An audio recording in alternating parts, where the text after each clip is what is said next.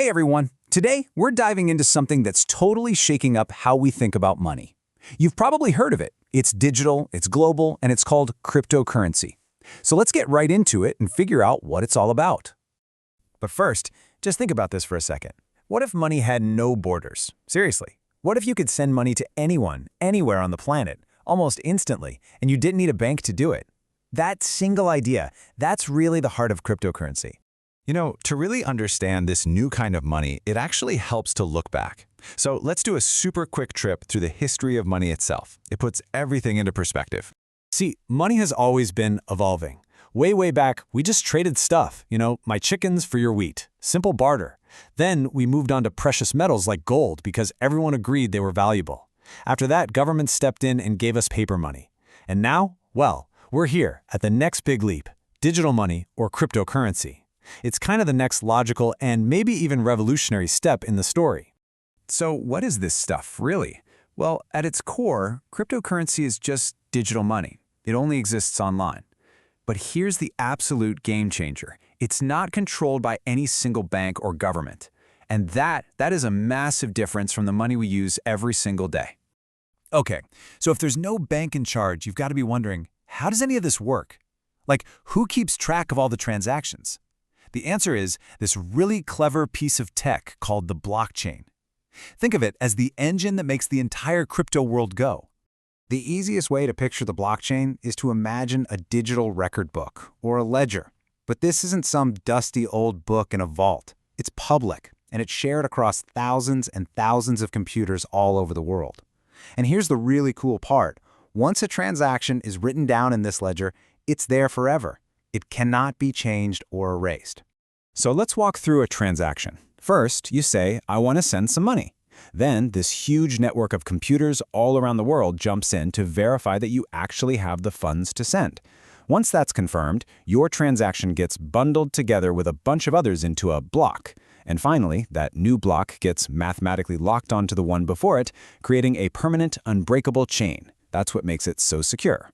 Now, cryptocurrency is a pretty broad term. It's kind of like the word car. There's not just one type, right? There are actually thousands of different cryptos, and a lot of them have their own special purpose. So let's meet a few of the big names you've almost definitely heard about. First up, of course, is Bitcoin. It's the original, the one that started it all. Then you've got Ethereum, which is really interesting because it's more than just money. It's a platform people can build all sorts of applications on, using something called smart contracts.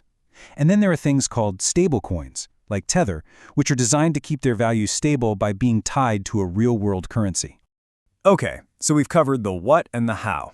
But what about actually using it? And more importantly, what are the risks involved? This is where the rubber meets the road, so listen up. So what are people actually doing with crypto? Well, a lot of things. It's a really fast and often cheaper way to send money across borders. A lot of people use it for trading and investing.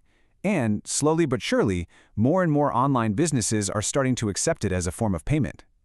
I mean, it all sounds pretty good, doesn't it? Fast, global, no middleman.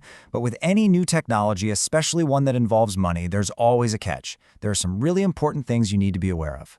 And the biggest one, by far, is volatility. The value of cryptocurrencies can swing wildly. I'm talking huge gains or huge losses, sometimes in just a single day.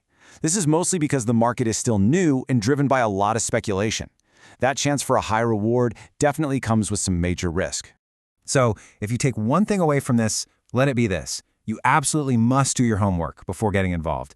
Education is everything here. You have to understand the risks just as well as you understand the potential upside. All right, let's say you decide to dip your toes in. You're not going to store your crypto in a normal bank account. Instead, you need something called a digital wallet. You can pretty much think of it as your own personal bank for your crypto. Now, there are two main types of wallets. First, you've got mobile wallets, which are basically apps on your phone. They're super convenient for day-to-day use, but they're always connected to the internet.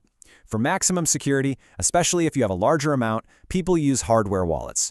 These are little physical devices that keep your crypto completely offline, safe from hackers. It really boils down to that classic trade-off, convenience versus security. So, after all that, where does this leave us? Is cryptocurrency just a passing trend? Or are we really watching the beginning of a whole new financial future unfold? Well, here's the truth. Whether you're a true believer or a total skeptic, you can't deny that cryptocurrency is a powerful new technology. It's forcing us all to rethink what money even is, what banks do, and what it means to own something. It is already changing the future. The only real question left is, what part is it going to play in yours?